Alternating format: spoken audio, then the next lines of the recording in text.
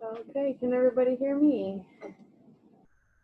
Awesome. Are you guys okay if I take off my mask? Each up here. I'm gonna be sitting most of the time because, well, most of you know it was my birthday on Wednesday, but today I woke up with some back pain, so it must be me aging. Big old 2-5. Okay. We are going to be working on chapter 3 today.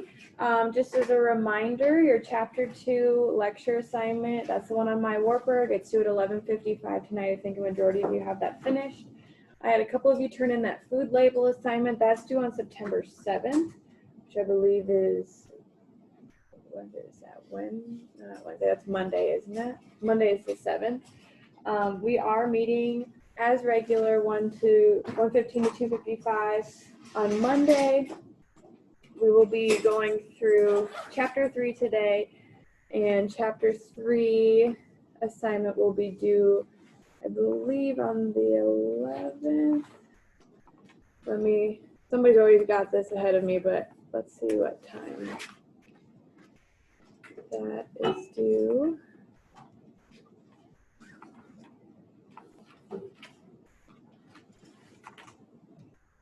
All right, that chapter 3 lecture assignment will be due Monday the 7th as well at 11:55 p.m. And then also an additional assignment we're going to have is a chapter 3 YouTube video. If you go to my Wartburg, it will open up here as well.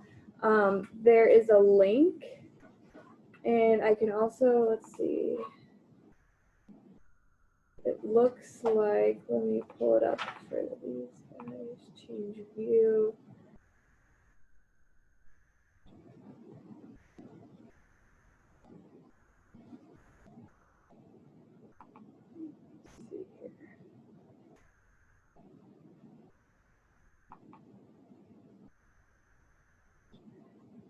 Okay, sharing my screen.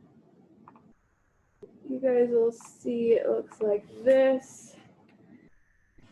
There's a YouTube link right there. I'm going to pull it up for these people in class as well. So you'll go to, let's change the view to students. Change the view.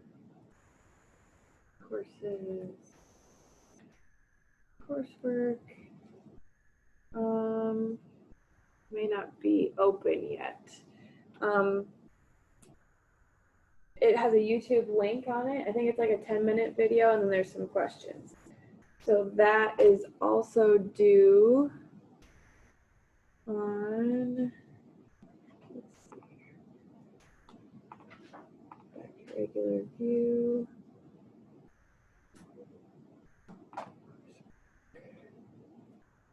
That'll be due on Friday the 11th. So let me write that down out here on the board if I don't fall over. I don't like really having bad back pain. I have no idea what it is.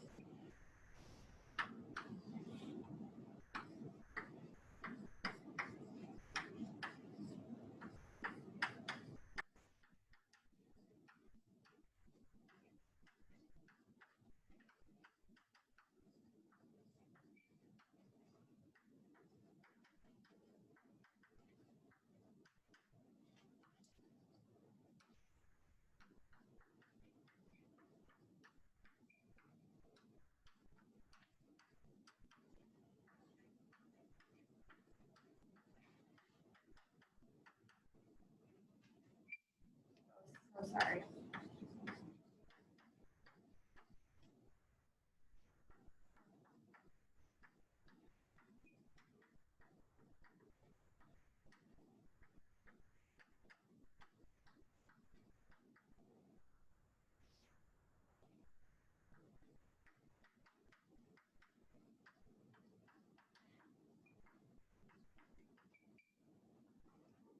And the YouTube.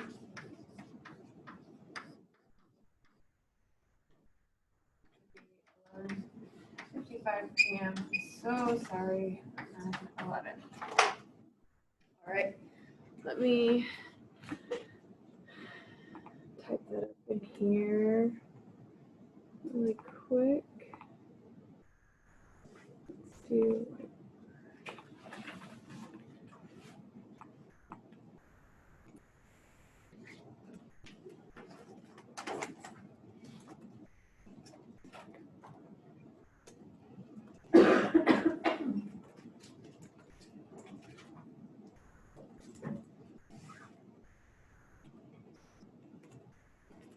Thanks for your patience, everyone.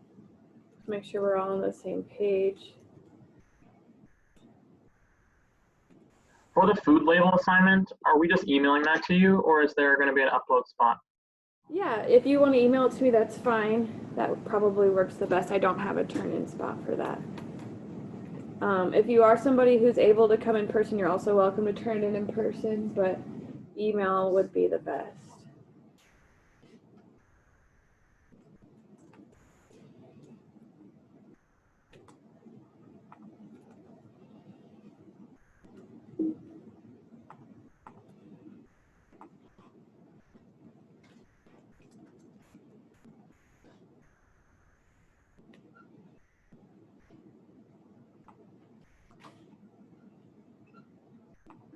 All right, there's the goods right there. So let's go ahead and get started with chapter 3. Does anybody have any questions about chapter 2 or anything that any of the assignments that we've had? I'm sorry for all the confusion with the quiz. I'm going to work on that for next week. The Word document worked fine, but I had to go through and grade them all by hand via email, so that was a little hard. Whereas my Wartburg is like a good format for me where I can just click, read, things like that. So we'll try and get that a little bit more streamlined for the next time. All right, Zoom, do you guys still need this whiteboard up, or can I move on? Okay. Let's switch to the PowerPoint.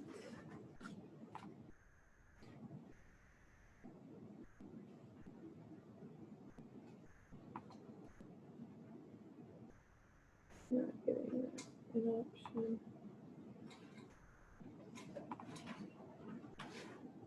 Okay, Zoom, can you see the PowerPoint okay? We've got the PowerPoint here. All right, so we have a picture of a sleeping baby. This will be me at about 3:50 p.m. I will be sleeping. I'm tired. Anybody else tired from this week? I'm just kidding. Okay, so we always start with those points to ponder. We're talking about cell structure and function today. I don't usually go through and read these. You guys know that these are good quiz options to be able to quiz yourself before we go into that exam. You guys know that there's an exam coming up in a couple of weeks. I'll most likely have it be a virtual exam, but I'm working on that too. Okay, so what does the cell theory tell us? We talked about before the difference between a theory and a law. A law is like the law of gravity. It means without a doubt, no matter what, it's always going to be true. So anywhere where you're standing on Earth, the law of gravity is going to hold you down to the Earth. If you pick up something and drop it, law of gravity says that it will fall down, right? A theory is an idea that we have a lot of evidence to support, but it doesn't necessarily know that it's proven. So what does the cell theory tell us? The cell theory tells us that cells are the basic building blocks of life, that basic unit of life, which means humans, animals, plants, living organisms are all made up of cells or single cells. And that new cells arise from pre-existing cells. So when you get a cut on your hand or a paper cut, your body goes to repair that, and those cells that it uses to repair or make a scar or things like that arise from pre-existing cells. When you were conceived, or when a human life is conceived, it's cell division that happens, and it amplifies and it exponentially grows. 2 becomes 4, 4 becomes 8, 8 becomes 16 cells that are constantly dividing and changing. You've maybe also heard that your skin cells rejuvenate every 2 weeks, right? So the skin that's on your body right now will not be the same skin that's on your body in 2 weeks from now. You're constantly dead skin coming off your body and rejuvenating from the bottom. Now there are cells that don't rejuvenate as well or at all. Does anybody know what kind of cell that would be that doesn't really repair itself?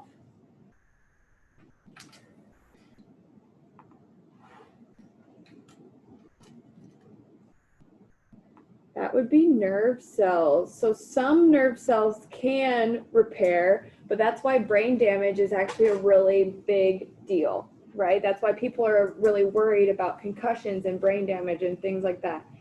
Is because nerve cells, they don't replenish. They don't, if you get a head injury, it's not like your brain says, oh, these nerve cells, they're damaged, just take a couple of weeks and then they'll be fixed. That's not necessarily the same situation as it is for skin cells. Okay, so the next slide says, why are most cells small? Okay, so we're considering surface area to volume ratio. That's a really good kind of term. Surface area to volume ratio. You've maybe heard of those terms when you took a high school math class or even a math class here at Wartburg or at another institution. Surface area is something, it's the amount of area that it covers for the surface. So the table has a surface area, my glass here has a surface area, and volume is how much space it takes up. You can have a volume of water. So how much water does this hold? I think it's 24 fluid ounces of water that I could put in here.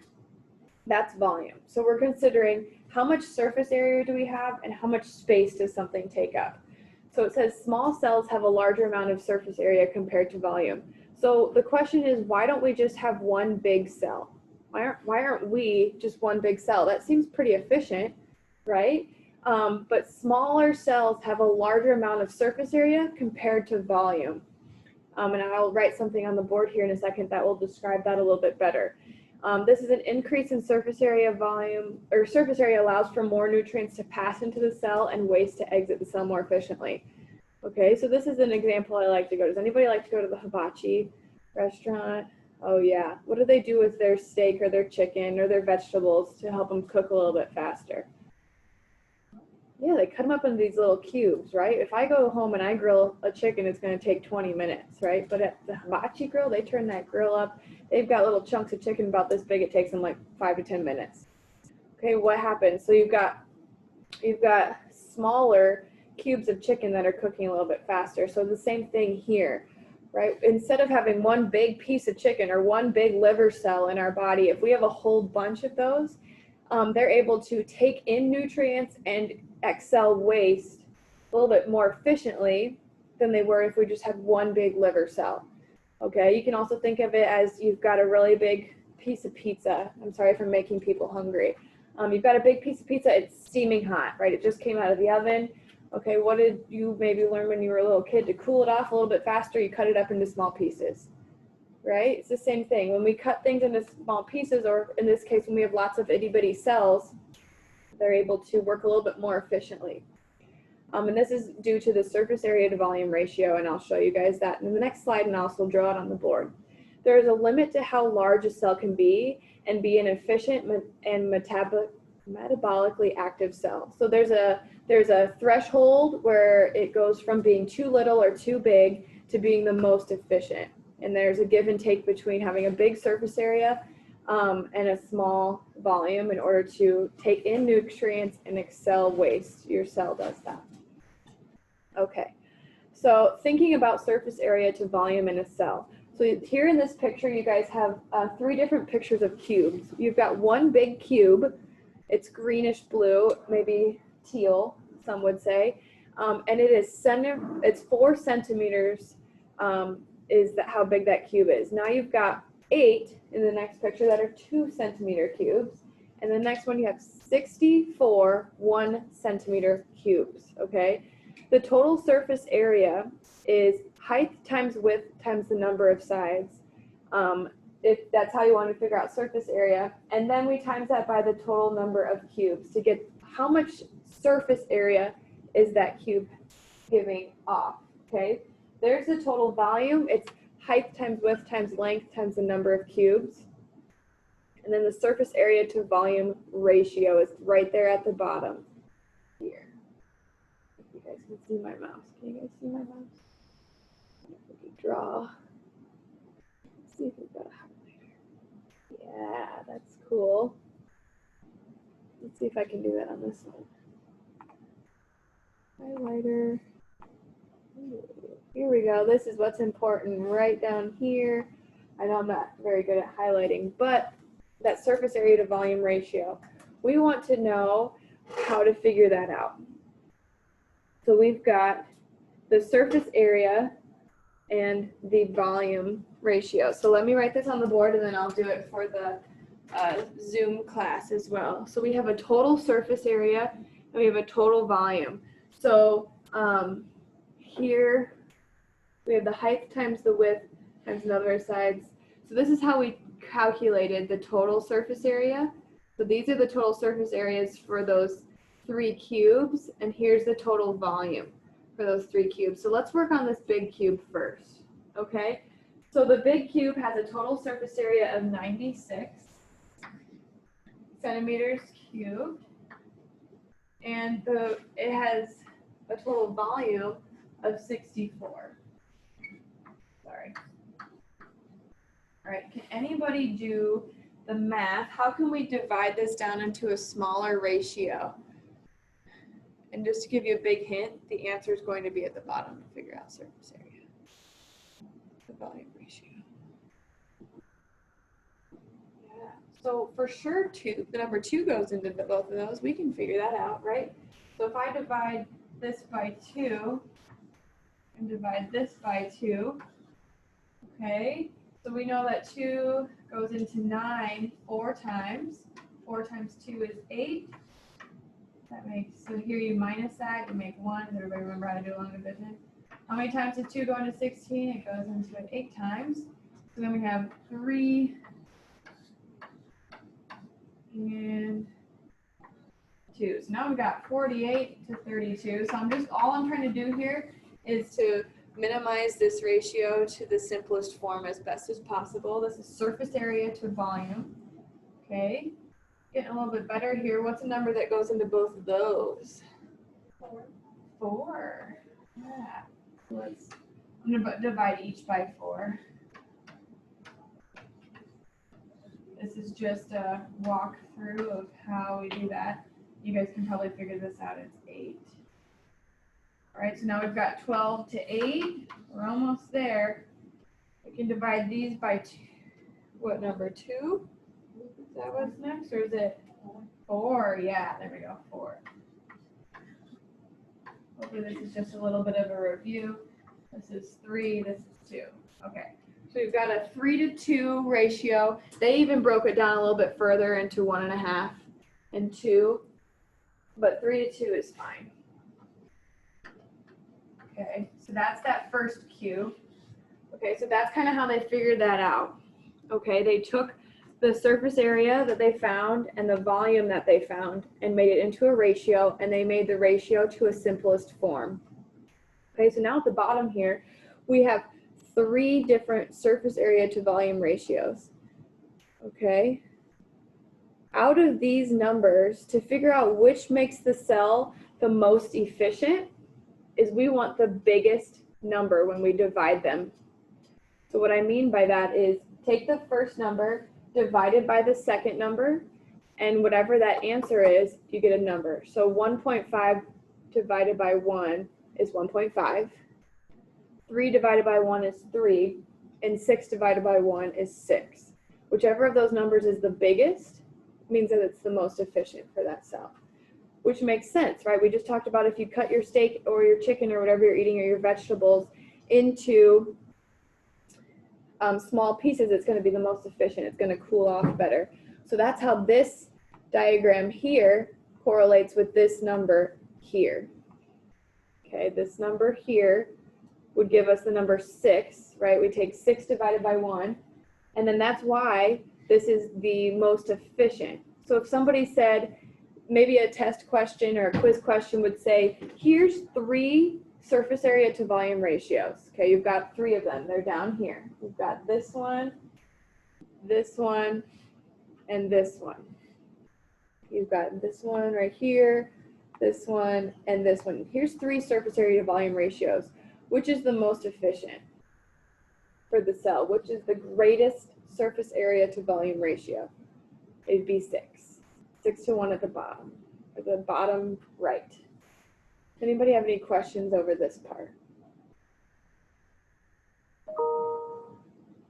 Keep getting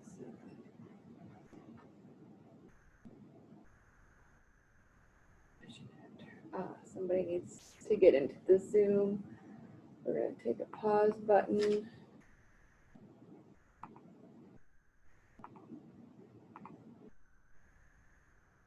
There we go. Okay, can you let Sam into the Zoom call? Got it. Okay, we're letting Sam into the Zoom call. There we go. All right, we're moving on to that next slide. What are some common microscopes used to view cells? Okay, we've talked about this before. You can't see a cell with your plain eye. You just can't, right? If you could see cells, that'd be pretty cool. You'd probably have some sort of like X-ray vision.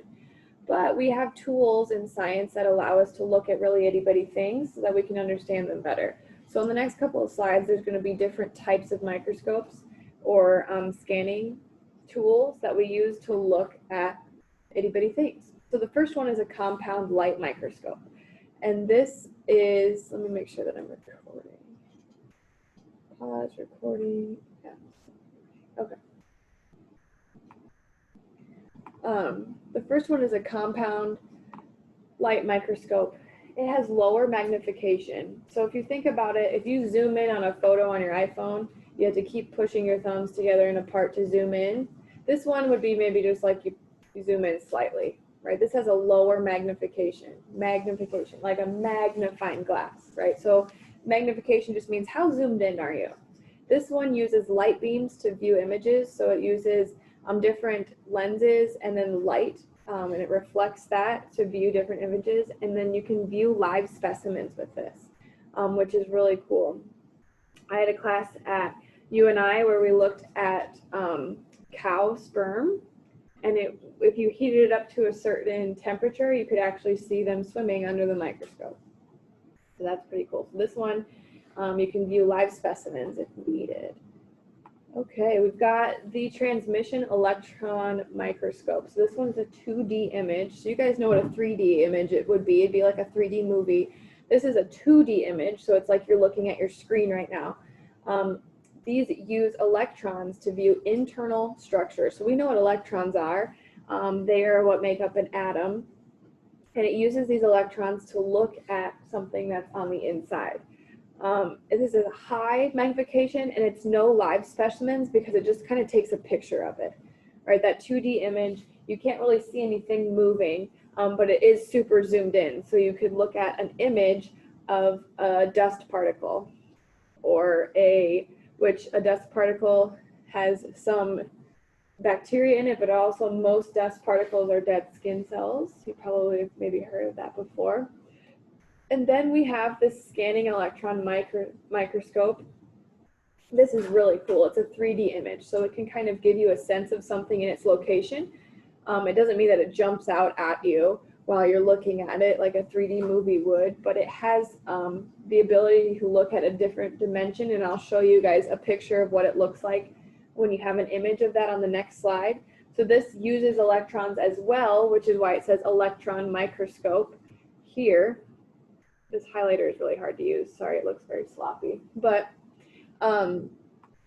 it uses electrons exactly like the last one to look at something that's very itty-bitty. It has a high magnification, meaning that we can zoom in a lot.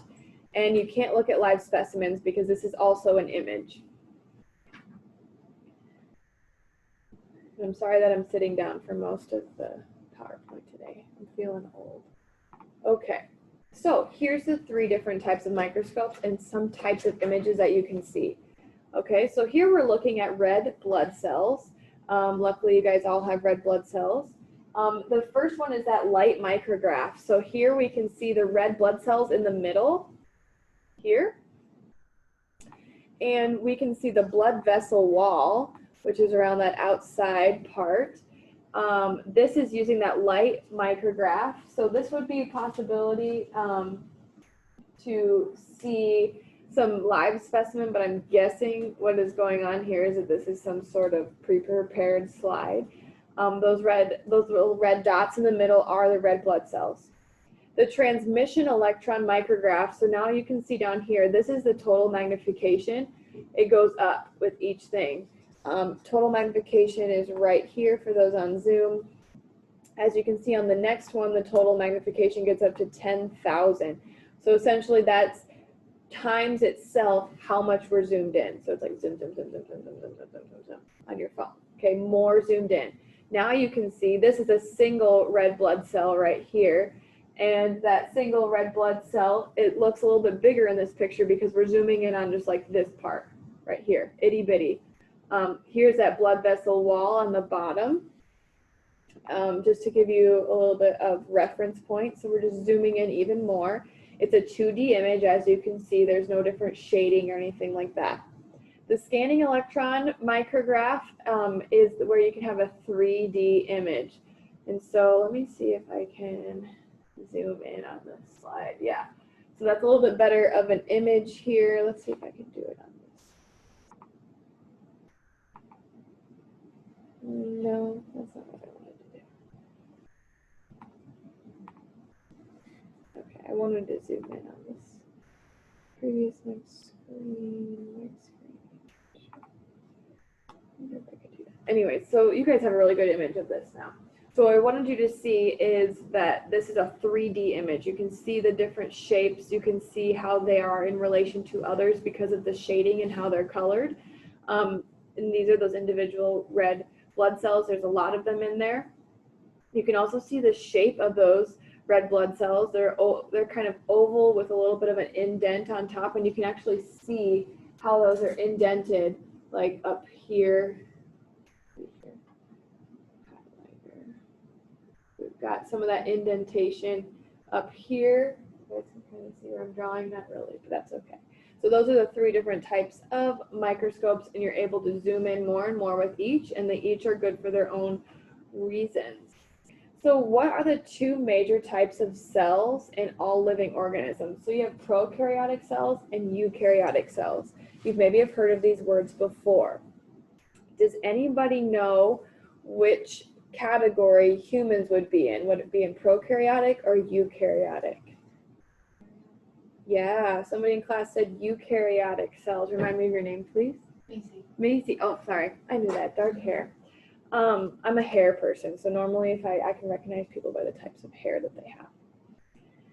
Okay, so yeah, humans are in the eukaryotic cell category. This means that our cells have a nucleus and they house genetic DNA. This is what encodes for us to be unique, okay? We have many membrane-bound organelles. So maybe in high school or maybe a science class before, you had to make a cell model. I know that's kind of common in high school where you like have to get maybe a styrofoam ball and you have to find little things around the house and label them. So this is saying that we have a lot of organelles. Organelles are those different things in the cell, like your Golgi apparatus and your mitochondria and your nucleus. Those are the different organelles of the cell.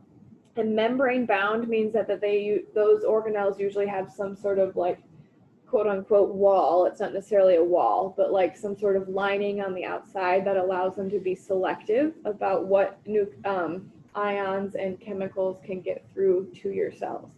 The prokaryotic cells, these are thought to be the first cells to evolve. That if you go back thousands and thousands and thousands and thousands of years to the beginning of time, that at one point on Earth, this has been an idea that the first cells were prokaryotic cells and that they evolved from mitochondria. These lack a nucleus. So we have a nucleus. These prokaryotic cells do not have a nucleus. These can be represented by bacteria and archaea. So a bacteria is considered a prokaryotic cell. It does not have a nucleus, and same with archaea. So what do prokaryotic and eukaryotic cells have in common? So we just said that there's a difference, and the biggest difference is the nucleus. What they do have in common is a plasma membrane and a cytoplasm. So that plasma membrane is what surrounds the outside of the cell. Plasma membrane, whenever I see the word membrane, it makes me think of something that surrounds the outside of something. And then I also have a cytoplasm, which is that semi-fluid substance inside the cell that contains the organelles, and they also contain DNA. So these are the 3 things that prokaryotic and eukaryotic cells have in common. So let's look at an image because we're going to learn a little bit more from these images. Okay, so So in class, we're looking at the same image that we are on Zoom. The first thing I can tell about this without reading anything is that it's an animal cell. Cells that are from plants have a rigid cell wall, and it looks very much more structural. An animal cell will have varying shapes to it, and it'll be a little bit more fluid because it doesn't have that rigid cell wall, okay? You will not have a picture of this on the test and have to label it. I think that that's sometimes a misconception of this class. I'm not going to expect you to know every single part of the cell, but there are parts to the cell that are pretty important for other things that we'll need to know about those. So the first things you can see from this is the nucleus. So that nucleus is the big purple thing in the middle, right? Let's see here if I can get a highlighter. Right, ooh, right here on this group. Here's the nucleus. Here's the nucleus for them. Good. So there's that nucleus. It's enclosed with a nuclear envelope.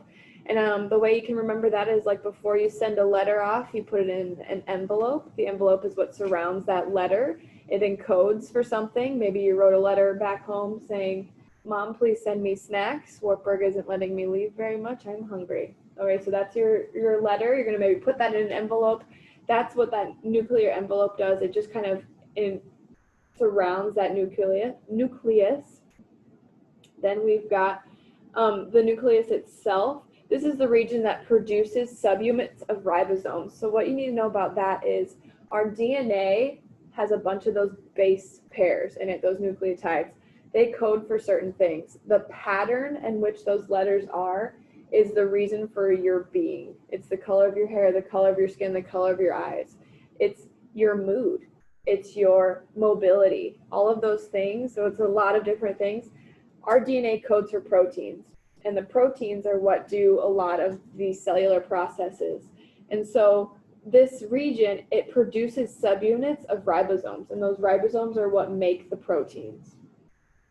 Okay, so that nucleus is super important. And then what else do I want to talk about? We want to talk about mitochondria. Mitochondria are the potato-looking things. They're right here. Here's or maybe like a lima bean. Maybe you've heard of that. Let me find it. Here's a mitochondria. Let's see. This is the definition right over here. It says the organelle that carries out cellular respiration and producing ATP molecules. So in your food label assignment, I ask you to write what's the universal exchange of energy, and that is ATP. ATP is what gives you energy and gives you life. You cannot survive without energy, right? You need energy to be able to pump blood throughout your body using your heart. You need energy to inhale, exhale. So even if you did nothing else but sit on the couch all day, you still need energy to survive. And ATP is a molecule that does that. And the mitochondria is super important because it produces that molecule. This helps with cellular respiration, which it goes through the energy cycle of breaking down glucose. And we'll talk about that in a little bit. All right. Does anybody have any questions about the cell? I know it's such a broad way to say that, but just don't focus on memorizing the locations of things. If I talk about the nucleus and I talk about the mitochondria, those are those important parts, right? There's a lot of different parts around the outside. There's the rough ER, there's the ribosomes. We'll talk about each of those things, but if I do talk about it for more than like 2 or 3 minutes, it's probably fairly important. Okay, so the next slide says, where did eukaryotic cells come from? So I talked about it a little bit before that we thought that, or there are theories, right? Doesn't mean that it's proven, it's just an idea. We have some evidence to support that prokaryotic cells were the beginning of life. At the top of this diagram right here, it says the original prokaryotic cell. And then and it does have DNA in it, remember? Eukaryotic and prokaryotic cells, they have DNA, they have a cytoplasm, and they have a plasma membrane. So here's that DNA. Eventually, over time, that cell started to gain a nucleus. And by the plasma membrane, it started to have a double membrane around that DNA. It started to protect it. And then it started to gain a few other different things. The big step that I want you to know here is that the cell gained a mitochondria. And once that cell started to gain a mitochondria, we had some energy to do some other things. And that cell started to gain a chloroplast, and we started to get a more complex type of cell that had organelles. And remember, we talked about that cells come from pre-existing cells. So now we've got something that started out as very simple. It's becoming more complex. And what happens through this is probably some sort of evolution, because cells, their main goal is to survive, right? They are trying to gain nutrients, excel waste, itty bitty cells. And so if they are presented with either trauma or environmental things, through evolution in many, many generations, these cells are going to evolve to become more and more able to survive. Okay, survival of the fittest. Okay, so what are some characteristics of the plasma membrane? Remember, membrane is that word. It means it surrounds something on the outside. That plasma membrane is what surrounds the outside of the cell. It protects the cell. It protects our DNA. We don't want anything to damage our DNA, because that is what's the most important. Those code for proteins. Those proteins help us with life. Okay, the outside of a plasma membrane has a phospholipid bilayer. Okay, we talked about this with lipids. A great test question would maybe be, what is a phospholipid bilayer? What does a phospholipid look like? I'll show you in the next slide a really good picture of that, okay? This is what allows the membrane to be selectively permeable. Okay, that's the word in yellowish orange down at the bottom of the screen. Selectively permeable. This is like saying the bouncer at the club. This is what lets some people in and some people not. This plasma membrane made of a phospholipid bilayer allows some things to get into the cell and some things to not get into the cell. It contains carbohydrates, proteins, and lipids. I'll show you that in the next picture as well. These act as transports to allow different types of molecules in and out of the cell. It contains cholesterol for support, and the proteins are embedded that move in space. So it's much better if we can see a picture of this than it is for me to just say some words. Okay, so we're going to kind of look closely at those little blue round balls. Then they have little tails on them. Okay, that is a phospholipid. Okay, that phospholipid has a polar head. We've seen that before. I can kind of draw one right here. And it looks like this. Okay, this is polar. This head, you probably are going to have a hard time seeing it right there. And a non-polar tail. Okay, so it has a polar head and a non-polar tail. The non-polar part is in between. Okay, those big jelly bean looking things that this is kind of cut in half. Normally this would look enclosed. Those are different types of proteins, and those proteins are what are helping different ions to get in and out of the cell. You've got cholesterol there for support and structure. That's in purple right here. So here's the proteins, here's the cholesterol for support, and we have the extracellular matrix. This is the inside of the cell. Okay, you guys can see it here. So this is the inside of the cell. Let's zoom back out. This is the inside of the cell. This is the outside of the cell. The extracellular matrix is the space between cells. Okay, that's a really kind of hard to conceptualize, because you think of, when you think of your cells that make up your skin, right? You think of all these itty bitty cells, but then you think of them all put together, right? But there is a very small amount of space between those cells, and that's called the extracellular matrix, ECM. Okay, we've got some glycoproteins that are helping with some structural and some transport. They kind of look like the little trees that are sitting up on the surface of the cell. Those are glycoproteins. They could be glycolipids. So the main goal of the plasma membrane is to be selectively permeable, which means we could let some things in and some things not. Because it has a polar tail, We can have the movement of water that goes through there. Alcohol can move into your cells. That's why you see an effect of alcohol on your body, is because it can break that membrane. It can go through, and there's some things that we don't want to come into this cell. Okay, so what does that selectively permeable membrane mean? This is what I was talking about before. It's like the bouncer at the club. It allows some things in while keeping other things out. So charged molecules and ions, they are not allowed to go into the cell. So that's why it looks like it's repelling them, and that's because the polar head on the phospholipid bilayer. Okay, I'll show that here on Zoom.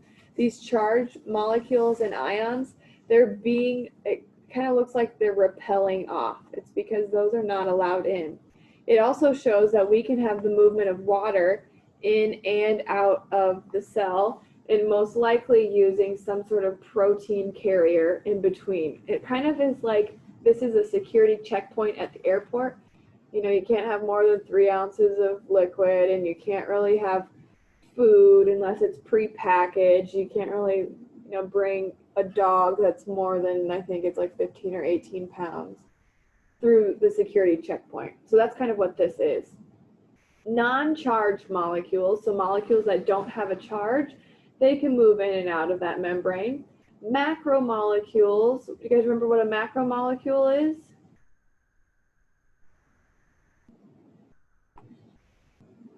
Yeah, what's a macromolecule? Mm-hmm. Yep. Nucleic acids is the last one. So macromolecules are carbohydrates, lipids, proteins, and nucleic acids. They are the molecules that make up living organisms. We don't really want any of the macromolecules to get into our cell. And then here we have an example of a protein carrier right down here at the bottom. So here's that. This is that phospholipid molecule. This is one molecule right here, and it makes up multiple molecules. This is one phospholipid molecule. This is 2 phospholipid molecules. Good. Okay, so now that we know that some things can go in and out of that cell membrane, how do they do that? So they've got a couple of ways that we can get into and out of the cell. You can think of it as like, okay, I want to go to California. How can I go to California? I could go by a plane, train, or automobile. I guess I could walk if I really wanted to. Probably not today because my back hurts so bad. I'm getting old. Or, you know, how else could I get to California? I guess I could bike, right? So there's ways to get to things in and out of that cell. The first one is diffusion, and we'll talk about that. Osmosis, you've maybe heard of that word. That's the movement of water. There's facilitated and active transport. Those are opposites of each other, and it has to do with energy. One has energy and one does not, and we'll talk about that. And then we have endocytosis and exocytosis. This would be a great question on a quiz or a test, because I could say, how do things move across the plasma membrane? And draw a picture of it, because pictures show more, or maybe a term that's defined. So let's talk about that. So we've got diffusion. This is the random movement of molecules from a high concentration to a low concentration. And I love talking about this stuff. This stuff makes sense to me. So I'm going to try and make sense to you. All right, if I'm hanging onto a ball and I'm standing at the top of a hill and I have no energy that I add to this ball and I let go of the ball on the top of this hill, where does the ball go? It goes down, right? That's partially due to gravity, but the example here is that when there is no energy added, molecules move from a higher concentration to a lower concentration, okay? I think of this as like if you ever make Crystal Light lemonade, okay? If I have a packet of those individual Crystal Light packets, and I have a 16-ounce water bottle, you know, you take a little sip, you pour your little powder in there, you shake it up. It's like a great consistency, right? It's sweet, but not too sweet. It's not too much watered down or anything like that. If I had a big pitcher about this big of water, and I put one of those itty bitty packets of lemonade in it, it's going to be a lot of water in there, right? Or vice versa. If I only put this much water in a big packet of powder, okay, we've got different types of lemonade. We've got super concentrated lemonade. We've got super dilated, like watered down lemonade, and then we have perfect lemonade. Our cells want to try and make perfect lemonade as much as possible. So when you have a higher concentration would be like a lot of powder. If you have a lot of powder, and I only had this much water and I put a lot of powder to make my lemonade, what I'm gonna do, I'm gonna add some more water to there to make it the perfect consistency, right? But I don't wanna add too much water, because then that's like having the big gallon jug or a big like water cooler type thing, one of those Gatorade water coolers with a little bit of packet of lemonade. So there's an optimal amount of water to powder. All right, so if we have a high concentration, that just means we have a lot of powder. So what I want to do is I want to add water there. Those molecules are going to move from a high to a low. Osmosis is the diffusion of water molecules. Okay, so osmosis is just the movement of water. Okay, if we have a really salty solution and a really watered down solution, this salt does not move. The powder of lemonade does not move. It's the water that moves. Okay, so let's talk about that some more. So here's a good picture. This first part is called the initial conditions. Okay, as you can see on the left picture that says initial conditions, I can notice that there are more molecules in the blue part than there are in the tannish pink part. Okay, the middle, the little wall, the bridge in the middle, that's called the plasma membrane. Wow, that was really bad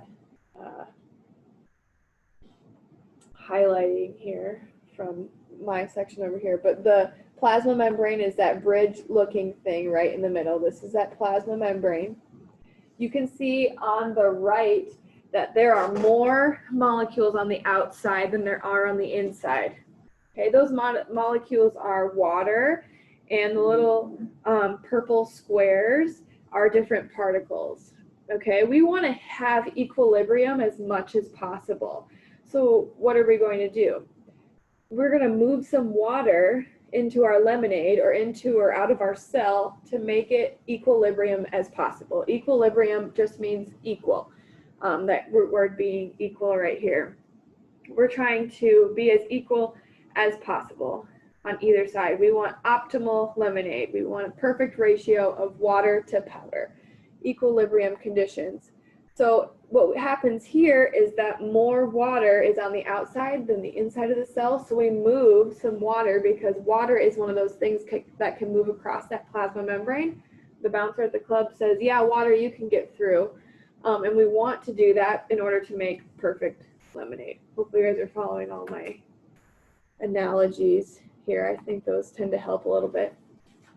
Okay, so tonicity, I think it's tenacity. Tonicity.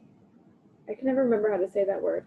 How does this change in the cell? So we've got isotonic, hypertonic, and hypotonic. All right, these are the different parts of a cell and whether or not we have equilibrium, too much water, or not enough water in something. I think of the example of a raisin, a really plump grape, and a perfect grape. Okay? Isotonic solutions have equal amounts of solute inside and outside of the cell and thus do not have an effect on the cell. Okay, red blood cells have 0.9% NaCl in them. So if this is a red blood cell like this, and I'll show the Zoom crew in a second here, they have 0.9%, if I can draw that, 0.9%, this is really hard. That's NaCl, it's on the inside. Okay, let's see if I can draw it over here for the folks back home. We've got a red blood cell, and if we, on the inside of a red blood cell, we have 0.9% NaCl. Okay, NaCl, we talked about that before, that's salt.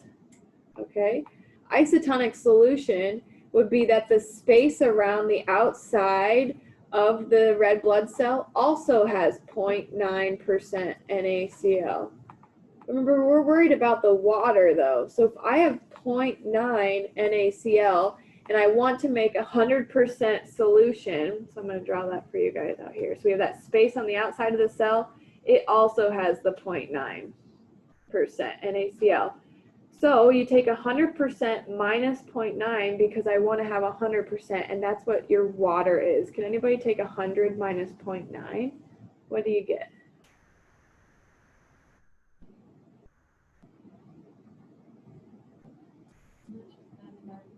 Yeah, 99.1. So that's how much water is on the inside of the cell, red blood cell.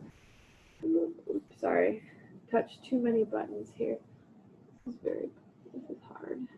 Okay, 99.1% water, and that's on the inside and the outside of the cell. So there's no net movement of water, right? They're just chilling. We've got perfect lemonade on the outside, perfect lemonade on the inside. This is isotonic. It says that there's equal amounts of solute inside and outside of the cell, thus they do not have an effect on the cell. There's no net movement here. Okay, so what happens when we have something that has less solute than the inside of the cell, thus leading to bursting? So now we've got that same red blood cell. Okay, we've got that 0.9% on the inside of that red blood cell, and I'll draw that for you guys here on Zoom. We've got 0.9% NaCl on the inside. Same thing as before. We've got the same amount of water, which is that 99.1% water. H2O. I'm better drawing on my laptop than I am on the school laptop. All right, you guys remember this, 99.1. If I don't put the percentage over here, just know that it's a percentage, and this is water, okay? If I have a solution around the outside that is 100% water, so there is more water on the outside of the cell than there is on the inside. So now we've got 100% water on the outside. Remember, water or molecules move from high concentration to low concentration. So which number is bigger, 100% or 99.1? 100% is more, right? So that means high to low. Water is going to move inside the cell and resulting in bursting. This is essentially, if you put too much water in a grape, you just like have a little syringe, and you guys know what a syringe is. It's like a needle, and you push the water into the grape, and then it bursts. Too much water in a grape. Okay, the last one that we talked about was a perfect grape. This is a perfect grape. This is a grape that's about to burst. Okay, then we have the idea of a raisin on the last one. So we still have that same red blood cell. I'm gonna just draw the circle so I don't have to draw those numbers again. Again, it's the same thing, 0.9, and we have 99.1% water on the inside. But now let's say we have a solution out here that's 50% salt and 50% water. Okay, so I'm just gonna put 50% NaCl and 50% H2O. I'm just going to put water on this one. Water. Anybody been to Jamaica? They call water down there. Okay. So this is 50%. Oops. Went away.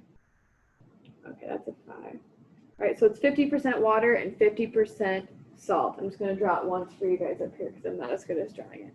Remember, we had 99.1% water inside of the cell.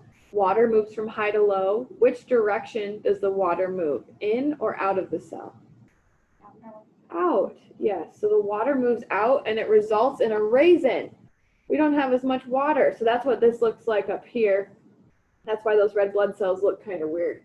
Those are the raisin red blood cells. These are the hypertonic. This is a solution that has more solute than the inside of the cell, leading to crenation or shriveling. So we've got a normal grape, we have a bursting grape that has too much water, and then we have a raisin. Okay, so that's a little bit about diffusion and osmosis. Okay, I gotta stand up for a little bit. What are the facilitated diffusion and active transport? Okay, So facilitated diffusion, I think of this as something that's helping the transport of molecules across that plasma membrane.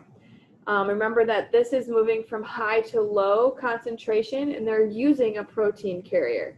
Okay, so they're just using this protein carrier in the middle. That's a thing that looks kind of like a lima bean or a jelly bean in the middle. That's that protein carrier.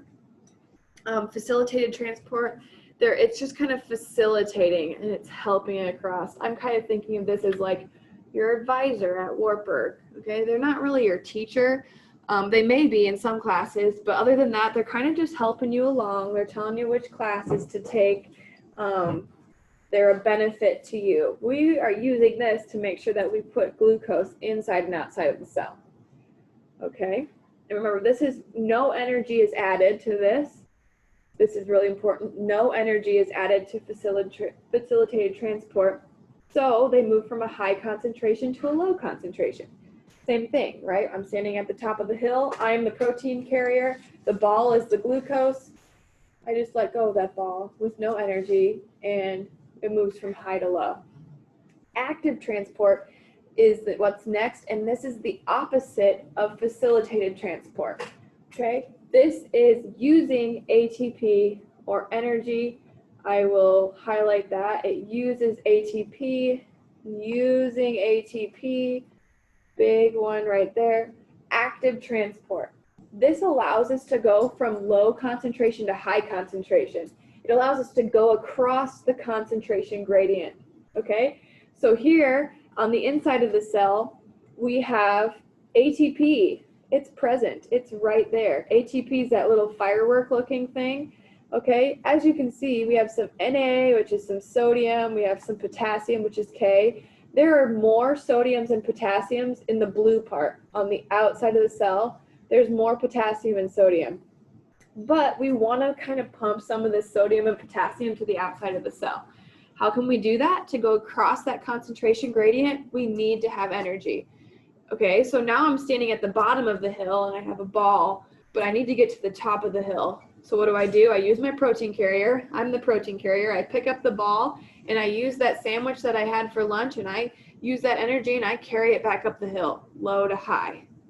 Okay, so active transport, you need energy to go against the concentration gradient. All right, the next two are called endocytosis and exocytosis. All right, how's everyone on Zoom doing? Is there any questions in the chat or anything like that? Everyone on Zoom doing okay? All right, so endocytosis, exocytosis, these are very specific types of transport.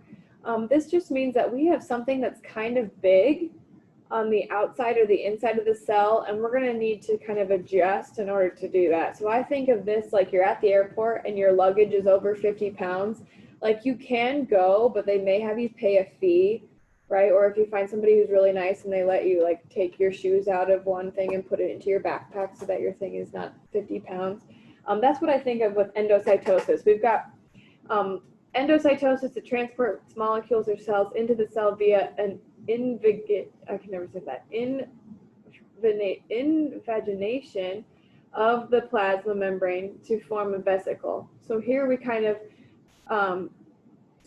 form some sort of like vesicle around the outside.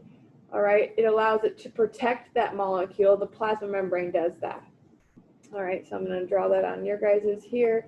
You've got this vesicle or this vacuole that helps move those things into and out of the cell, because these are things that are too big, things that are not polar, or these that are charged maybe need some help. So then we have exocytosis. This transports molecules. The keyword here is outside of the cell. Keyword here, outside of the cell. The fusion of a vesicle with the plasma membrane. So this is maybe a coated vesicle. These are the different options of types of vesicles. We're moving things inside and outside of the cell and using some help, right? You can do it. It just takes a little bit more effort than it does to do diffusion, osmosis, facilitated transport, or active transport. Okay, what structures are involved in protein production? Protein production. How do we make proteins? How do we make proteins so that we can do everyday things? So that I can move, well, I'm barely moving today, but up and down the stairs, right? How can I make some proteins to do cellular processes? First, you need the nucleus. The nucleus is where your DNA is encoded. Your DNA codes for proteins, but how does it do that? It uses ribosomes and an endomembrane system. Okay, so it starts with the nucleus. The nucleus has DNA in it. It makes a code that are going to help make some RNAs and some ribosomes, and those ribosomes encode for the production of proteins. Okay, so we've got nucleus, ribosomes, then we have the endomembrane system, and we'll talk about that here in a second. Okay, what is the structure and function of the nucleus? Okay, it's bound by a porous nuclear envelope. Remember we talked about the envelope. The envelope is like what you would put around a letter, right? So I'll draw a little picture of an envelope there. Look at that, so pretty. I'm so artistic. Here's a little picture of an envelope for you, just to help. Some people are visual, pictorial learners. It houses chromatin. Chromatin is the combination of protein and the DNA. So like it says, DNA associated with proteins is called chromatin. That the nucleus houses this, okay? So we think of like a house with maybe a door and a window. So I'm drawn over here for them. The nucleus houses the chromatin. Okay, we've got a little door, maybe a window. Housing it. Here's me. Okay, I'll draw me up here too. And then we have the nucleolus. This contains ribosomal RNA. Ribosomal RNA is going to code for ribosomes that code for protein. When I say code, I think of like when you do, anybody may be good at computer coding or gaming or things like that. Okay, it codes for something that creates a reaction. So you could, if you've taken stats or things like that, you've maybe learned some code. I learned some code in biostatistics. It tells the computer to do something. You type a whole bunch of letters into this section, same thing. So this nucleolus, it contains the ribosomal RNA. Good. All right. What is the structure and function of ribosomes? So ribosomes are organelles made up of rRNA. So this is ribosomal RNA. The R stands for ribosomal. I'll circle that here. The little r stands for ribosomal. And then RNA, we've talked about that. That's the ribose nucleic acid and protein. The structure of ribosomes also has endoplasmic reticulum, and they are found also in the cytoplasm. And I'll show you that in a second. You've probably heard of the rough ER in a cell before, the rough endoplasmic reticulum and the smooth ER. The rough endoplasmic reticulum, I'm going to see if I can write that up here, rough. Rough. The rough ER has ribosomes on it. It looks bumpy, and I'll show you guys a picture of that on the next slide. And they're also found in the cytoplasm. If they're found in the cytoplasm, that's that liquid that surrounds the organelles. It's kind of like if we were in a big pool, like the pool, the outside of the pool would be the plasma membrane. The water would be that cytoplasm. Maybe there's a bunch of different people in the pool, maybe not now because of COVID, but then the different people would be the different organelles. The cytoplasm, it just means that the ribosomes are kind of found floating, going and traveling somewhere. They are the sites of protein synthesis. The word synthesis just means production. It means the creation of. Okay, here's a good picture. Let's zoom in a little bit in class. Okay, so the rough ER, remember I talked about that. The rough ER, those are those little bumpy things on the, kind of looks like folded, like a little Pac-Man kind of maze. I don't know, that maybe what that kind of looks like, the little yellow dots of Pac-Man. The rough ER just means the rough part of it, it has ribosomes on it. The smooth ER does not have ribosomes on it. Okay, the nuclear pores. Here's that nucleus. We talked about that. The chromatin is the protein and the DNA. The nuclear envelope, we have that nuclear envelope. It's the outside of the nucleus, like sending a letter. Here's those nuclear pores. Okay, this is what helps things go into and out of the nucleus. And then the one that looks like coral at the bottom, this is the smooth ER. It doesn't have those little rough bumps on it. That just means that there's no ribosomes. Okay.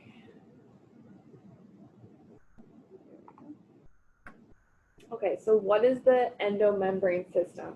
It is a series of membranes in which molecules are transported in the cell. Okay, I'm going to show a picture on the next slide, and it looks like this. How are things transported within the cell? Or now, because we have a plasma membrane that surrounds it, we're interested in making proteins, and in order to make proteins, we have to start in the nucleus and go somewhere else. We have to go to that rough ER. Okay, you probably heard of like the postal service example, maybe in high school. You have a letter. Okay, this letter encodes some information.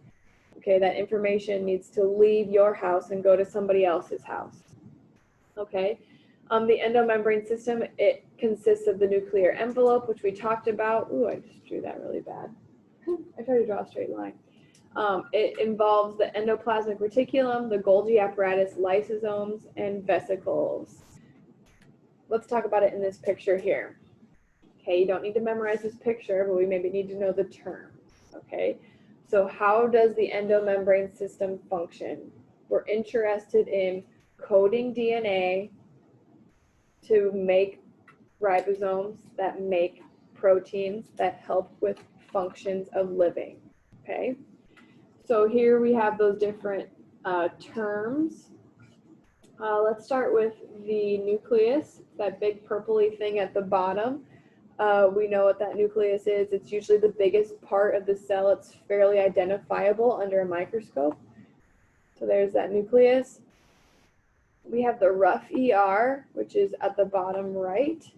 The rough ER is what synthesizes proteins and packages them in vesicles. So I think of this as like the Amazon hub. Like you just ordered something on Amazon, you've got some sort of distribution center somewhere, and they're going to package up your items and they're going to send it home to you. Look at that big highlight down there. Okay.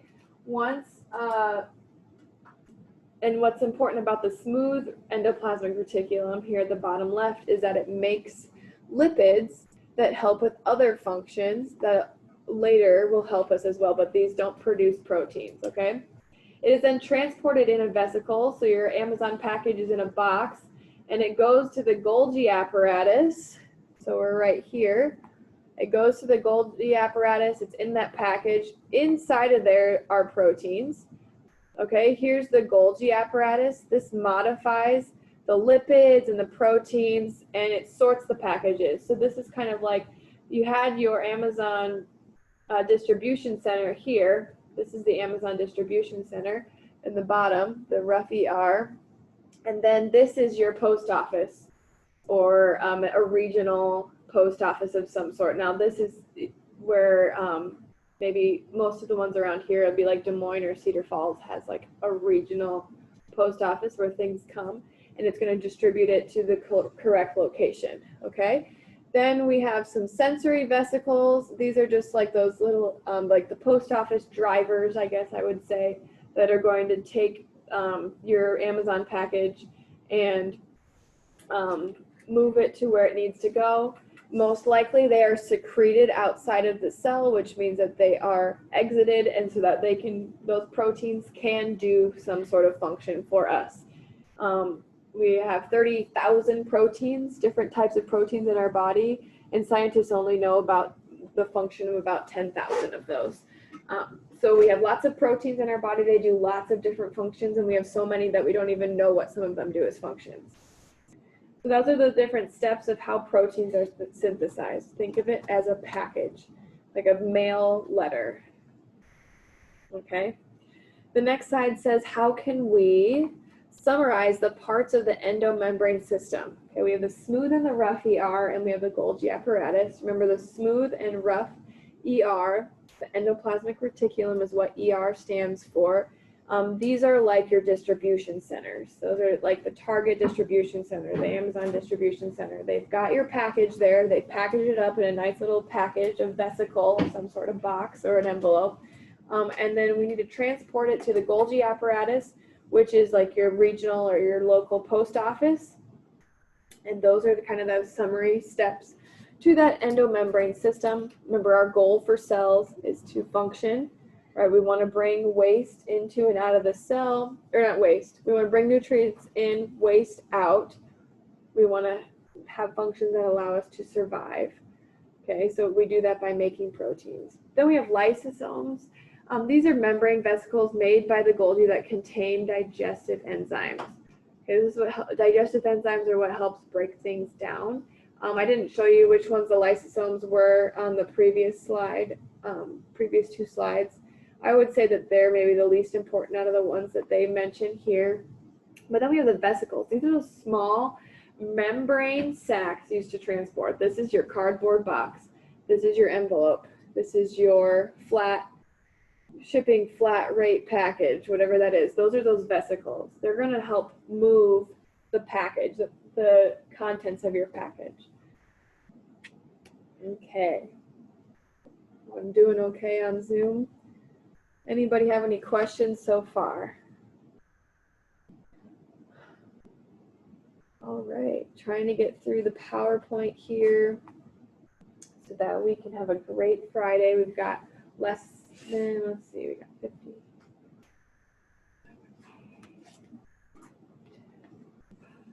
About 15, 16 slides left. We've made it, but we're more than halfway done. Okay, so what is the cytoskeleton?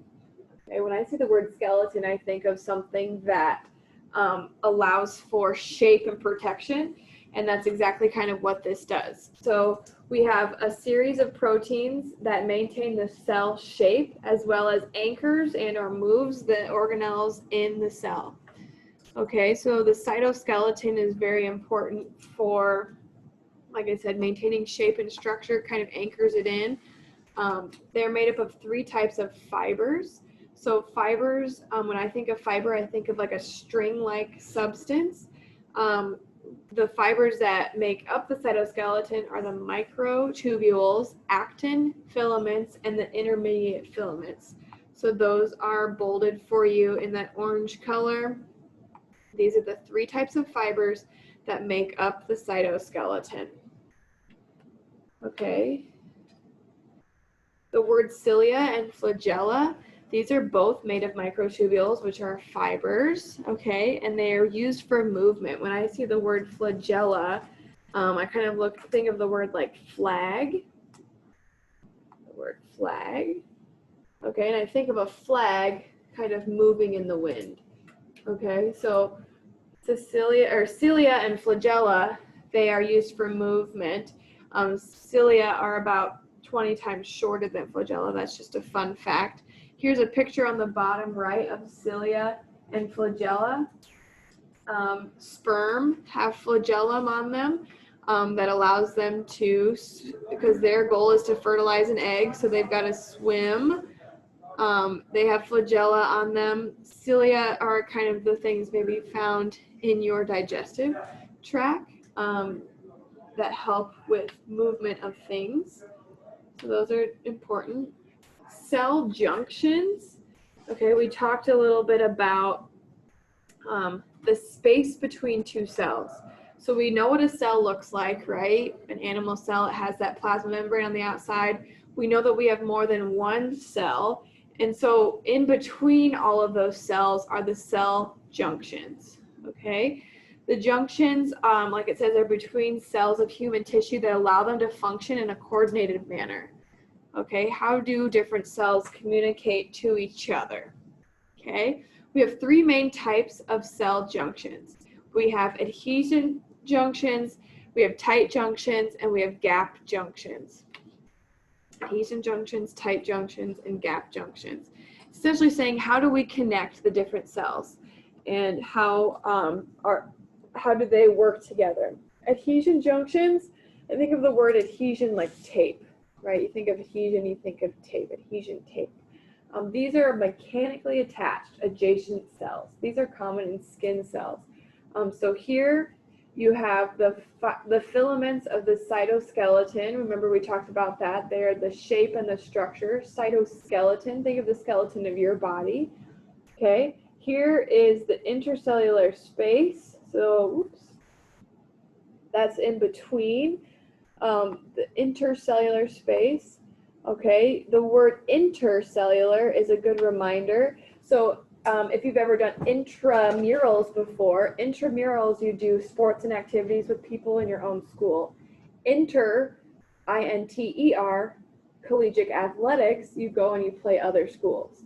Right, so that's the difference between intercellular and intracellular. So these are intercellular, these are outside of the cell. Those are like Luther, those are your other schools. Intercellular filaments, and the intercellular space, that's outside of the cell. Here's the plasma membranes of the cells, okay? And then we have some mechanically attached adjacent cells. So these are mechanically attached, just like if you're going to tape your ankle, right? You tape your ankle, it's mechanically attached. Then we have tight junctions. These are connections between the plasma membrane proteins of neighboring cells that produce a zipper-like barrier. So it's a tight zipper-like barrier. It's common in the digestive system, the kidneys. This is where fluids must be contained into a specific area. So I kind of think of this like a Ziploc. Even though a Ziploc doesn't have a zipper on the top of it, you have some sort of tight junction seal. Maybe you put some liquid in a Ziploc. Maybe, I don't know what type of liquid. I would maybe put, can't really think of a liquid I would put in a Ziploc, but you know what I mean. This is those tight junctions. Those are right here, tight junction proteins. These are the tight junctions right here in between the cells. Okay, it's like a Ziploc, a zipper-like barrier. It's common in the digestive system and your kidney because your digestive system and your kidneys have liquid involved. So you wouldn't put, these ones aren't worried about liquid. They have tight mechanical. You could feel water probably through tape and things like that, but you could not feel liquid through a Ziploc. And then lastly, we have a gap junction. These are communication portals between cells. They channel proteins of the plasma membrane and fuse, and they allow for easy movement between adjacent cells. So gap junctions, they kind of look like these little flower-like substances. They kind of look like lightsaber candies, I think. And they allow for that easy movement between adjacent cells. The letter G in gap kind of looks like a circle. And that's kind of how I remember that the gap junctions are that like circular communication portal. Okay, so our goal for these, we've had three, remember adhesion, tight, and gap junctions. These are cell junctions either between cells of human tissues that allow for cells to communicate and function and coordinate together. Different cells, not just one cell to the other, but all cells. Okay, we're doing well on time here. Does anybody on Zoom have any questions? Everybody doing okay? All right, we've got metabolic pathways. Okay, you've maybe heard of the word metabolism before. If somebody has a high metabolism, does anybody know what that implies?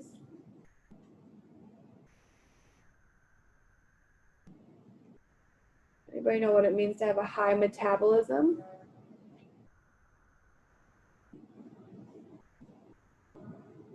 Does it have something to do with your thyroid? Yeah, a little bit. Yeah, so when you have a high metabolism, you are able to break essentially food or energy down better. So athletes are known to have high metabolisms. Young kids have high metabolisms. It means that they burn things fast. If you have a lower metabolism, it takes you longer to break things down. So for instance, with age, usually people's metabolism slows down. That's why you see more overweight and obesity in older ages because the metabolism slows down. If you have a high metabolism, I think of like maybe you or a friend who can just eat anything, and they're just like, it's just like nothing. I had a friend once who I worked with at a summer camp with, and she was, I don't know, 5 foot tall, and she could just like eat a Burger King. What do they call those big sandwiches? A Whopper. She'd go get a big Whopper and some French fries. And I mean, she was like such a small frame, and like she must have had a really high metabolism or something. Okay, she's able to digest and break that down. Okay, so metabolic pathways, these are chemical reactions that occur in the cell. We want to start with something and create something from the thing that came before. So with A here, A is our reactant, and we make B. So this is, we use A to make B, right? That's kind of simple to understand. We use A to make B. But once we have B, we need B to make C. And then we need C to make D, and so on and so forth, because at the end I wanted to make G. Okay, so we use each of those steps to make G. And the way to do that is to use enzymes. So the numbers are enzymes. These help break things down. Oh, wow, that was a bad one. I'm trying to do it at the same time. The numbers are enzymes. The letters are products and reactants. Okay, so let's talk about what enzymes are. Enzymes are important for cellular respiration and many activities in the cell. Most enzymes are proteins. I think of an enzyme as something of breaking something down or helping move something along. Enzymes are often named for the molecules that they work on, called substrates. Substrates are those molecules that an enzyme works on. Enzymes are specific to what substrate they work on. I think of this like a puzzle piece, and I'll show you guys a picture of that in the next slide. Enzymes have active sites. So they have a certain location on them where that substrate binds to them, and it's like a puzzle piece. If you have two pieces of a puzzle, there's only one spot where they fit together. But these two puzzle pieces are meant to go together, but they won't go together like this. They'll go together like this. So that's the active site, is the location of where the substrate and the enzyme bind together. Enzymes are not used up in a reaction, but instead are recycled. Okay, so the idea of nothing is created or destroyed. If you go to burn something in a fire, like a piece of paper, it doesn't mean that the piece of paper goes away, it becomes ashes. So matter is not created or destroyed. Enzymes are not used up in a reaction. We reuse, reduce, recycle enzymes. Enzymes lower the amount of activation energy, and I'll show a graph here that'll explain that in a little bit better than just a term. Energy of activation, so the amount of energy needed for something to be completed. Okay, if it takes a certain amount of energy for me to get up the stairs, and once I get to that energy level, I can do it, okay? Maybe I needed to eat 10 sandwiches to get up the stairs. I'm just making an example. The energy that I burn in my body. Essentially, what an enzyme would do would make it so I'd only have to eat about 5 sandwiches, and the breakdown of 5 sandwiches allows me to get up the stairs. Some enzymes are aided by non-protein molecules called coenzymes. So let's look at this picture, because this describes it a lot better than those terms do. So you have some sort of product that you want to make. Those were those letters. We need A to make B. We want to eventually make G, but this is the product. Product, I think of like a reaction and a product. A product is something we want to make. We want this sort of outcome. Okay, you have the enzyme here at the bottom, and then you have the enzyme and the substrate, and when the enzyme and the substrate come together, when the puzzle pieces fit together, you make an enzyme substrate complex. Okay, enzyme substrate complex. Okay, and then eventually you use this to make some sort of product. As you can see, when the substrate binds over here, it's orange. And when it binds together with at the active site, the enzyme substrate complex, it makes the products into green and purple. Okay, so I'm going to show that over here. This enzyme substrate complex, they start off orange here. Here's the active site. This is where the puzzle pieces fit together. And they use the enzyme to create the purple and the green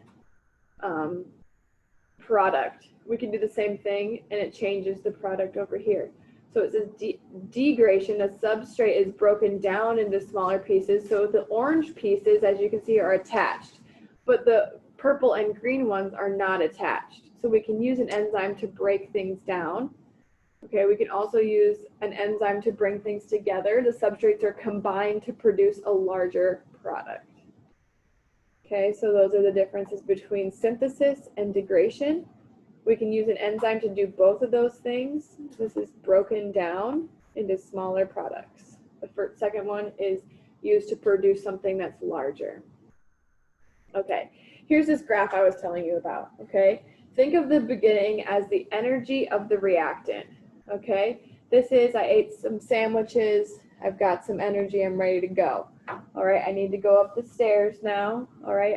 My body needs to burn some energy, I need to have a certain amount of energy in order to do that, okay? Let's say normally it takes me about 10, I'm just throwing out an example here, nobody really eats 10 sandwiches in a day, but let's say it takes me 10 sandwiches to break down, and that's how much energy I need to be able to complete the stairs and going up the stairs, okay? So you've got 10 sandwiches, and then when I get to the end of the stairs, I'm done, right? I have the end product. I'm at the top of the stairs now. I can move on with my life. An enzyme lowers the activation energy. This curve right here that I have highlighted is the energy activated. So I used my sandwiches to get up to the top of the stairs. The enzyme allows us to maybe eat 5 sandwiches instead, and it allows me to lower that activation energy. So now we have a lower curve because of the enzyme. As you can see on the bottom in that key, the orange color is the enzyme present, and the blue is enzyme not present. Across the bottom of the graph, you have the progression of the reaction. This could also have been called time, like this is over time. Okay, progression of the reaction, and then this is free energy. This is how much energy is required. Okay, so here's how much energy is required. This is over time, or the progression. Okay, enzymes lower activation energy, less amount of energy to do the same task. So what do mitochondria do, and what do they look like? So we're kind of moving a little bit in a different direction here. Mitochondria, remember, these are important. They create that ATP. Mitochondria do have DNA. What they look like are highly folded organelles in a eukaryotic cell that produce ATP. This is energy. This is universal currency of energy. They are thought to be derived from an engulfed prokaryotic cell. Remember we talked about that? That was that diagram that kind of broke things down. And I said, this is really important. Prokaryotic cells that turned into eukaryotic cells were because of they have a mitochondria, okay? Kind of looks like a lima bean or a potato. I think it kind of looks like a potato. And then you have the folded organelles in the eukaryotic cells. So here's those folded organelles. You have the outer and inner membrane. The matrix is the space in the mitochondria, not a movie. Anybody seen that movie before, The Matrix? Anybody seen The Matrix? Yeah. Okay, so a couple of people have seen The Matrix. I had a friend in undergrad, so they asked us what The Matrix was, and then it was like a 4-point question, and they gave a synopsis of what the movie was about. The professor still gave them points, which I thought was really cool. Okay. Doesn't mean that I would do that if I asked you what the matrix was. All right, what is cellular respiration? This is the idea that we want to produce ATP in a cell. We want to produce energy so that we can do other things. We want to be able to have some functions of our cell. We want to be able to do things. Cellular respiration, it includes different steps. The different steps are glycolysis, the citric acid cycle, also known as the Krebs cycle, and the electron transport chain. So these are the 3 steps to cellular respiration in order to make ATP. We want to make energy. We want to be able to do some sort of function. Okay? In order to produce ATP, we have to go through glycolysis first. Glycolysis, it breaks glucose down into pyruvate. Let me get my highlighter out here. So production of ATP, we want to make those little firecracker looking things at the bottom. We want to break glucose down. So glucose, where do you get glucose? You get it from your diet, right? So when you eat a carbohydrate, remember carbohydrates have those building blocks of those carbon rings that look green, like those hexagons. Those were the monomers of that are glucose. So any carbohydrate you eat, this is how it breaks it down to make energy. So we break glucose down into pyruvate, which is right here in the middle of the slide. This is called glycolysis. And once we go through glycolysis, we go through this thing called the citric acid cycle. It's that purple arrowed circle in the middle. It transfers electrons by NADH, which is at the top. These NADH molecules are what helps us make ATP, and the imbalance of electrons starts the electron transport chain, which is right here. I'm highlighting it on both. This is the electron transport chain, and as we're going across here, as you can see, so we brought glucose in, we broke it down to pyruvate. Then we go to the citric acid cycle and the electron transport chain. Each time we create some ATP. So that was created 2 ATP, this creates ATP, and then at the end we create 32 ATP for a total of 36, right? Yeah, 36 ATPs created through one molecule of glucose. Okay, this is happening all the time. Just to give you a little bit more reference point, this blue part right out here is the outside of the cell. This over here, oxygen moving into and out of the cell, that's needed for cellular respiration. This is for energy for us to be able to do different tasks, okay? So I think of it as you need to breathe and you need to eat some pasta before you do any sort of energy. Now, that's just a very general idea. You can get glucose from a lot of different things, not just pasta. In order to create the little firecrackers at the bottom. Those firecrackers are ATP. They allow us to do cellular processes. They allow us to make proteins that allow us to function.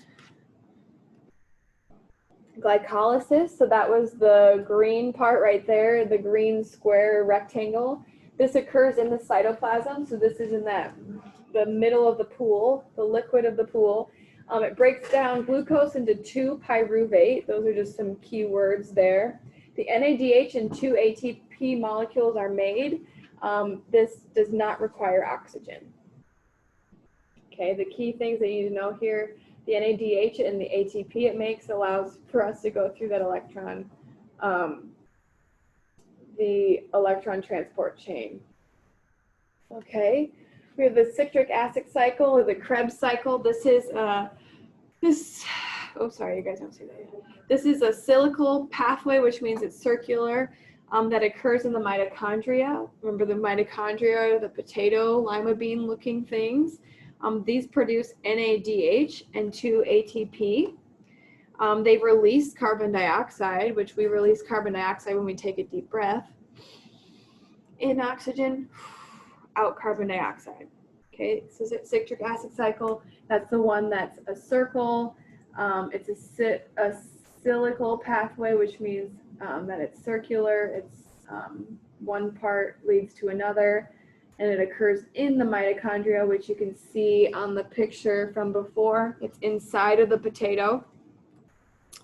It releases carbon dioxide. It produces 2 ATP and an NADH. Then you have the electron transport chain. This is a series of molecules that are embedded in the mitochondrial membrane. Okay, let's go back a little bit and look at that picture. So they're in the membrane of the mitochondria, which are right here. Right here. Okay, that's the electron transport chain. This step is really important. It makes between 32 and 34 ATP depending on the cell. it requires oxygen, and it's the final electron acceptor in the chain. So all those NADHs allow for the imbalance of electrons that allow us to carry one. It says 1 and 2 carry electrons here.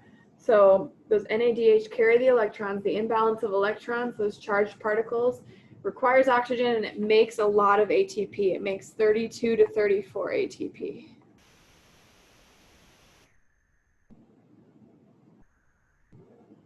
Okay, good. So what other molecules besides glucose can be used in cellular respiration? So I said we use glucose, it's a carbohydrate. We make that into pyruvate, but what if glucose isn't present? Can we still function? Yeah, we can. We can get that through proteins and lipids and other carbohydrates. Okay, so how can a cell make ATP without oxygen? Okay, I think of this as like when you're working out and you've worked out for a really long time and then you kind of get sore. And they say sometimes maybe you've heard of the word lactic acid. Okay, this is that buildup of lactic acid, and this is from when not enough oxygen is present in those muscles. Okay, this occurs in the cytoplasm. It says does not require oxygen. So this is, we don't have any oxygen available. Like you're at the end of your workout, you're not getting enough oxygen to your muscles as much as you would at the beginning of your workout. This involves glycolysis. So right here, it does not require oxygen, but it still allows us to have energy. It's not like your body just shuts down. It has some processes that it can do that don't require oxygen. Makes 2 ATP and lactate in human cells, lactic acid. That's that soreness feeling, that lactic acid. Maybe you've heard of like putting your legs up at the end of the day to drain your legs. You're draining that lactic acid. This can give humans a burst of energy for a short period of time. So this is like, I played soccer in college, so we had 90-minute soccer games, and that's a really long time. You know, you're going to get sore at the end of the game, but this is right at the end of the game where you're really tired and you're maybe not getting as much oxygen to your muscles as possible because you've been doing it for a long time. You're tired. This gives you that burst of energy for a short amount of time. This is like a sprint. If you were to just randomly do a sprint without properly warming up your muscles, that's when you start to feel that lactic acid as well, that buildup. Okay, 253, what do I have here? Discard. Okay, what questions does anybody have?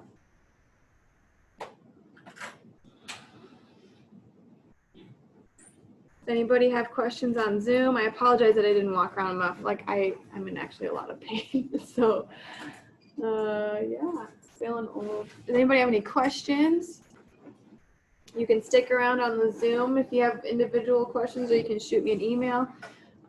Chapter 2 assignment due at the end of the day today. Maybe take a picture of that if you don't want to write it down. I can take a picture of the board. Let's see here. Do we still have the same whiteboard up that I can show you from before? Yeah, there we go. There's those assignments if you need them one more time. Other than that, you guys are free to go. Have a fantastic weekend.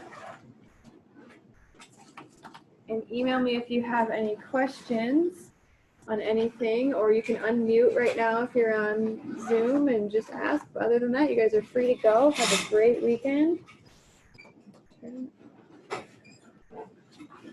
Thanks so much.